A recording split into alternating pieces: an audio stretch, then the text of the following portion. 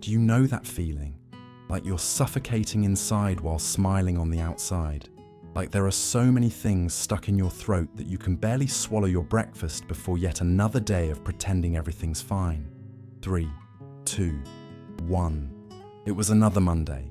I was sitting in front of my computer, answering emails with tears in my eyes. My face was perfectly made up. My clothes were impeccable. But inside, I was imploding. Nobody knew. I no longer even knew why I was crying. I just knew I was tired of trying to be perfect. The notifications wouldn't stop. Each ping felt like a needle piercing my skin. We need that report. Can you stay late again today? Your mum called 3 times. The cursor blinked on the screen. My heart blinked in the same rhythm. One beat of panic, a pause of exhaustion. And again. Ever since I was little, I heard, "Pretty girls don't make a scene. You need to work twice as hard. Nobody likes someone who's dramatic." And I believed it. I spent my life trying to please everyone. The worst part, I was good at it. Everyone thought I was amazing. Except me. That woman in the office bathroom mirror looked like a stranger. Flawless hair, red lipstick intact, empty eyes. My boss walked by and said, "I don't know how you do it, always so put together." I smiled. What she didn't see were my nails digging into my palm under the desk. I got home and stripped off not just my clothes, but my soul. I collapsed on the bathroom floor and cried without making a sound. Because even in my suffering, I had to be discreet. My phone rang. It was my sister. "How are you?" I answered automatically. "I'm great." The lie slipped out so fast I barely noticed. It was easier to say I was fine than to explain the unexplainable, that I was dying on the inside while blooming on the outside. And how many of you feel like that right now? Maybe you're listening to this while washing dishes, driving to work, or pretending to pay attention in a meeting. Maybe you too are living a double life, the outward life that gets applause and the inward one that's in ruins. That night, I picked up a book that had been on my bedside table for months. A gift from a friend who said it changed her life. It was about Jungian psychology, about shadows and personas. I started reading out of desperation. I kept reading for survival. Jung said we all have a persona, the social mask we wear to adapt to the world. And we all have a shadow, the place where we stash everything we were told is unacceptable. In my shadow was my anger, my pent-up fury at always having to be more, do more, endure more, never being able to say no. But Jung would say, the persona became a prison. It's no longer a mask, it's armor, and all armor is heavy. All armor rusts. All armor wounds you from the inside out. Days went by. That book became my confidant, Jung's words, my mirror, and I started to realize something terrifying. I didn't know who I was beyond other people's expectations. My therapist once asked me, "What do you like to do?" I froze. I didn't know how to answer. I knew what my boss liked me to do, what my mum expected me to do, what my partner wanted me to do. But me, the woman behind the mask, a mystery even to myself. When I tried to explain that to a friend, she laughed. Everyone feels like that sometimes. But it wasn't sometimes. It was all the time. It was like breathing underwater. You can do it for a few minutes, but it costs you your life. Have you ever felt invisible in your own life?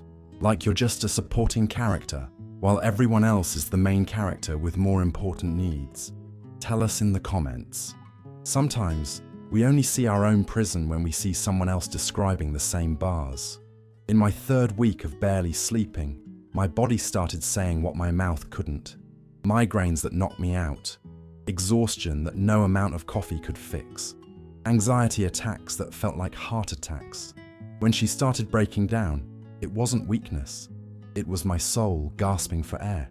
The doctor looked at my tests. Everything was normal. He smiled, relieved. There's nothing wrong with you. But there was. There was everything wrong with me. It just didn't show up on blood tests or x-rays. It was something much deeper. It was my soul screaming that it couldn't stand being ignored anymore. It was on an ordinary Tuesday that something extraordinary happened. My boss asked me to redo a report I'd already redone 3 times. Each version, according to her, was almost perfect. And in that moment, something snapped inside me. For the first time in how long? Maybe my entire life. I said, no. It wasn't dramatic. I didn't raise my voice. I just said, I'm not redoing it. It's good enough. The silence that followed was deafening. My boss looked at me like I'd sprouted a second head. Co-workers nearby froze. And me, I felt something strange in my chest. It wasn't anxiety. It wasn't fear. It was relief. That night, I didn't cry on the bathroom floor. For the first time, she looked in the mirror and didn't see the perfect professional, friend or daughter. She saw the girl who was tired of pretending, and the woman who wanted to stop earning love and simply receive it. The anger I'd been taught to fear began to transform, not into destruction, but into a boundary, a limit, a sense of self-definition. Jung wrote that whatever we repress doesn't disappear. It just grows in the darkness. And when it finally emerges, it comes with the force of all the years it was ignored. My repressed anger didn't come to destroy me.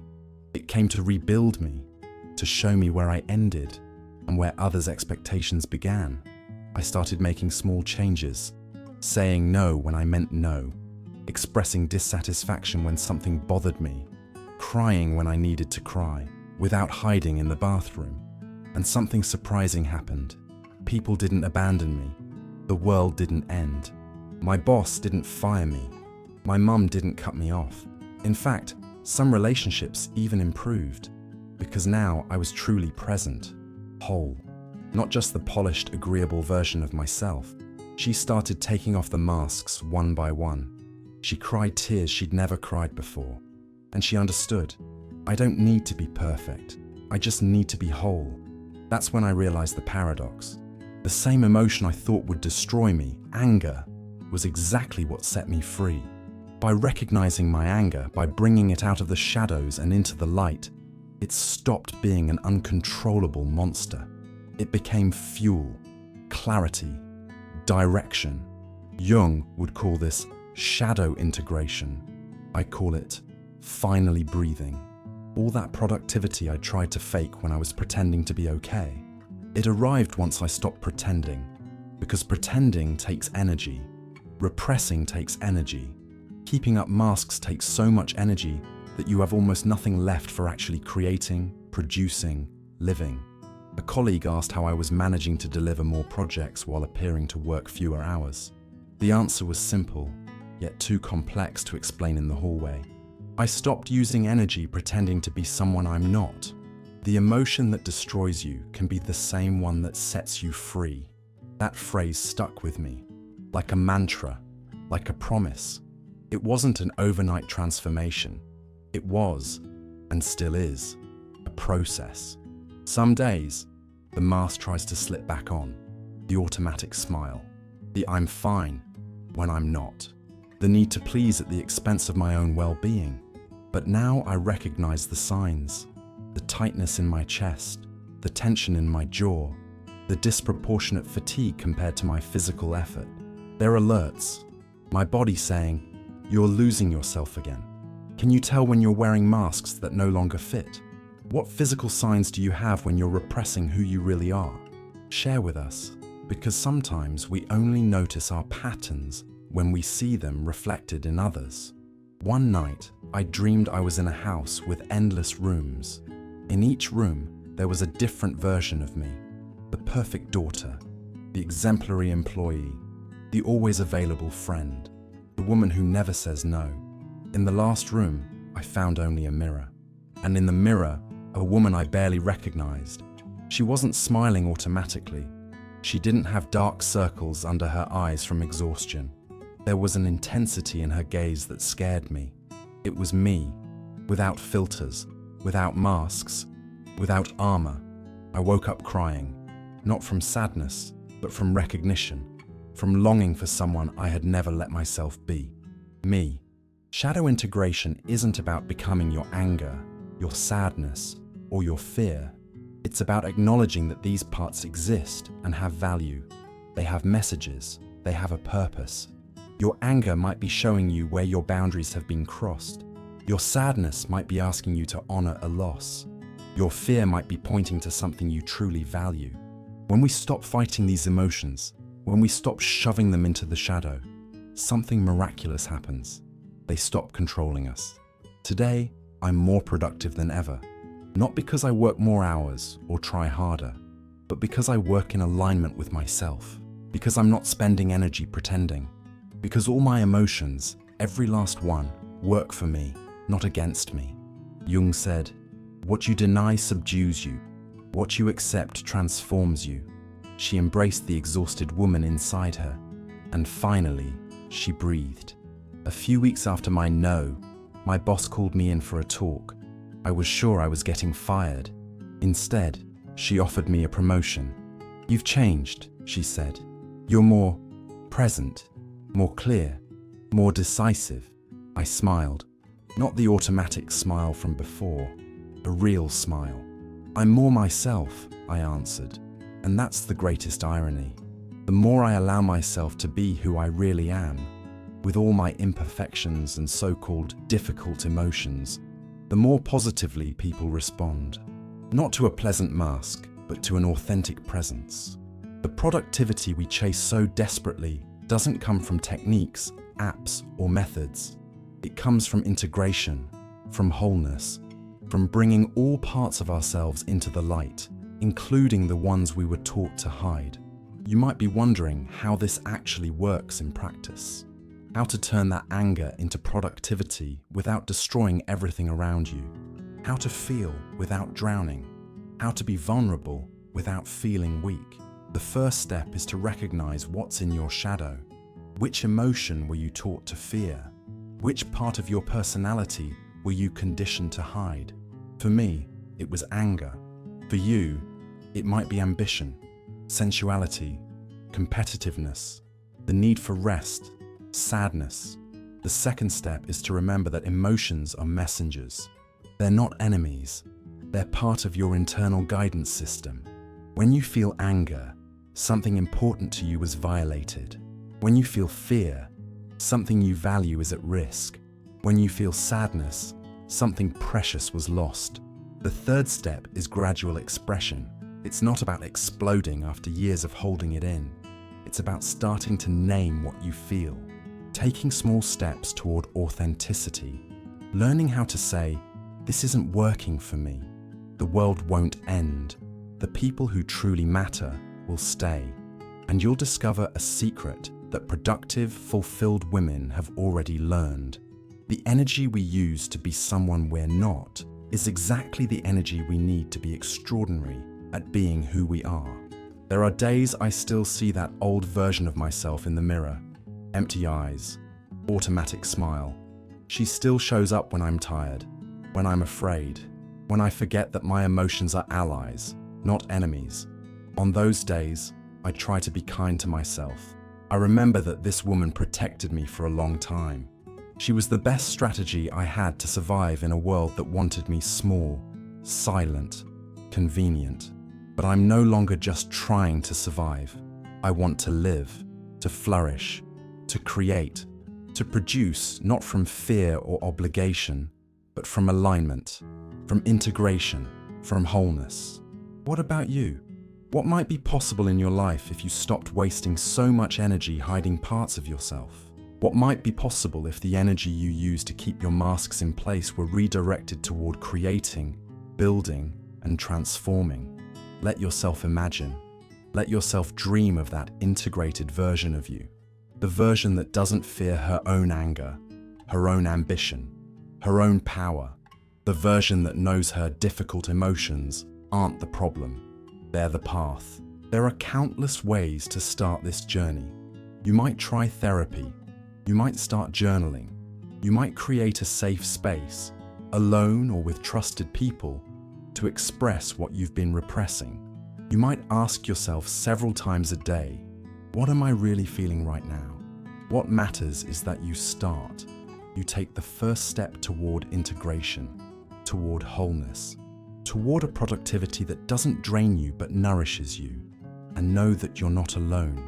There are thousands, maybe millions of women doing the same work, acknowledging their shadows, integrating their emotions, turning their masks into choices rather than obligations. One of the most powerful things I've learned on this journey is that my difficult emotions are often my best guides. My anger shows me my boundaries. My sadness connects me to what I value. My fear points me toward what I need to protect. And the more I learn to listen to these guides, the more intuitive and accurate my decisions become. The more natural and fluid my work feels. The more authentic and deep my relationships grow. That's the real secret to productivity. It's not about doing more, but about being more integrated, more present, more you. So, which part of you is waiting to be rescued from the shadow? Which forbidden emotion might be exactly what you need to set yourself free? I remember a client I worked with. Let's call her Mariana. She came to me suffering from extreme exhaustion, burnout, as they say. She'd been on leave from work for 3 weeks and couldn't even look at her phone without having an anxiety attack. Mariana was an executive at a multinational corporation, always the first to arrive and the last to leave. Answered emails at 3 in the morning, worked weekends. Her presentation was impeccable. Perfect hair, flawless makeup, expensive clothes. When I asked what was bothering her, she said, "I don't know. I have everything. A brilliant career, an understanding husband, a beautiful home. I have no reason to feel like this." In our third session, I asked, "Mariana, when was the last time you said no to someone?" She looked at me like I'd just asked in a foreign language. She couldn't answer. By the 5th session, we did an exercise. I asked her to write a letter to herself from the perspective of her anger. The letter began, "You've ignored me for so long that I had to knock you down to be heard." It was the first time I saw Mariana cry. Not the silent, controlled crying many of us have perfected. A visceral cry. A cry of recognition. A cry of liberation. Mariana's anger had been trying to protect her for years, trying to show her where her boundaries were being crossed, where she was sacrificing too much, where she was being exploited, not just by others, but by herself. Mariana, like many of us, had learned that anger is an ugly emotion, especially for women. She had learned that success meant saying yes to everything, that personal worth is measured by how much you can endure, bear, and shoulder. Over 6 months of work, Mariana learned to make friends with her anger, to listen to it, to use it as a compass, and something surprising happened. Her productivity soared. "How is this possible?" she asked me in our final session. "I work fewer hours. I say no to half the things people ask of me. I no longer answer emails after 6, and yet I'm delivering more than before." The answer was simple. The energy Mariana once used to repress her anger, ignore her limits, and maintain a perfect facade was now available for creativity, problem solving, and genuine presence. This is the true alchemy of the shadow, transforming what we fear into the fuel for our fulfillment. And it's not just anger. It can be any emotion you were conditioned to fear or reject. For some women, it's ambition. How many of us downplay our dreams so as not to appear greedy or selfish? How many times have you said, "Anything's fine with me," when you actually knew exactly what you wanted? For others, it's sensuality, a deep connection with your own body and desires. How many women cut themselves off from their own sensuality because they were told it was dangerous or improper? For many, it's sadness, the capacity to fully feel losses, disappointments, endings. How many times have you swallowed your tears and said, "I'm fine," when you were shattered inside? And for almost all of us, at some point, it's rest, the permission to simply exist without producing, pleasing, or performing. How many times have you been unable to relax because you felt you didn't deserve it or that there were more important things to do? All these disowned parts of ourselves, all that repressed energy, are exactly what's missing when we feel drained, unmotivated, or trapped in cycles of empty productivity. Jung would say that individuation, the process of becoming who we truly are, requires that we integrate all these parts, that we bring them out of the shadow, that we recognize them not as enemies, but as essential aspects of our wholeness. It's not easy work. It takes courage, brutal honesty with ourselves, a willingness to disappoint others' expectations in order to honor our internal truth. But the results are transformative, not just in terms of productivity, but in terms of meaning, purpose, genuine connection with ourselves and others. Maybe this is the best kept secret of truly fulfilled women. They're not more disciplined, more organized, or more talented than anyone else. They've simply learned to integrate all of their parts, including those society labeled unacceptable. Recently, in a workshop I led with a group of executives, I proposed an exercise. Each person had to name one emotion they were trying to bury, an emotion they considered inappropriate for their professional or personal role. The answers were revealing. I'm jealous of my best friend's success. I hate spending time with my young kids. I love them infinitely, but I hate the childish games, the mess, the noise. I'm angry at my husband for having a career that's advancing faster than mine, even though he's less competent. I'm bored with my life, deeply bored, and I feel guilty because I have it all. I want to drop everything and start over somewhere else, under a different identity. The relief on their faces after expressing these truths was tangible, as if, for the first time, they could breathe fully, as if an invisible weight was lifted from their shoulders. And in that moment of shared vulnerability, one of them said something I'll never forget. It's so much easier to be productive when I'm not spending all my energy trying to be someone I'm not. This is the essence of the transformation we're seeking. A redirection of energy, from repression to expression, from fragmentation to integration, from performance to presence. The good news is, this work doesn't have to happen all at once. You don't have to drop every mask in one dramatic move. In fact, that might be traumatic for you and for the people around you. Instead, it can be a gradual process, one step at a time, one small truth spoken, one boundary set, one no uttered, one moment of allowed vulnerability. How to start? Here are a few questions to guide you. Which emotion is hardest for you to admit, even to yourself? In what situations do you find yourself performing instead of just being? Who is the version of you that appears when no one's watching? Which part of you makes others the most uncomfortable? This often points to a powerful aspect in you that's been conditioned to hide. What would you do differently in your life if you weren't afraid of other people's disapproval? There are no right or wrong answers. These questions are invitations to explore, to be curious, to observe yourself without judgment. And as you start integrating the parts of yourself that were relegated to the shadow, something extraordinary happens. You begin to feel more whole, more alive, more creative, more you. Your productivity stops being a constant battle against yourself and becomes a natural expression of your authentic energy. That's why, paradoxically, the most productive people are often not the ones forcing themselves to do more, but the ones who found a way to be more present, more integrated, more aligned with their internal truth. Your anger can be your fuel. Your sadness can be your depth. Your fear can be your wisdom. Your sensuality can be your creativity. Your desire for rest can be your sustainable rhythm. All these parts of you, especially the ones you learn to hide, are essential ingredients for a life that's not just productive, but meaningful. And maybe that's the real purpose of productivity. Not to maximize what we do, but to maximize who we are.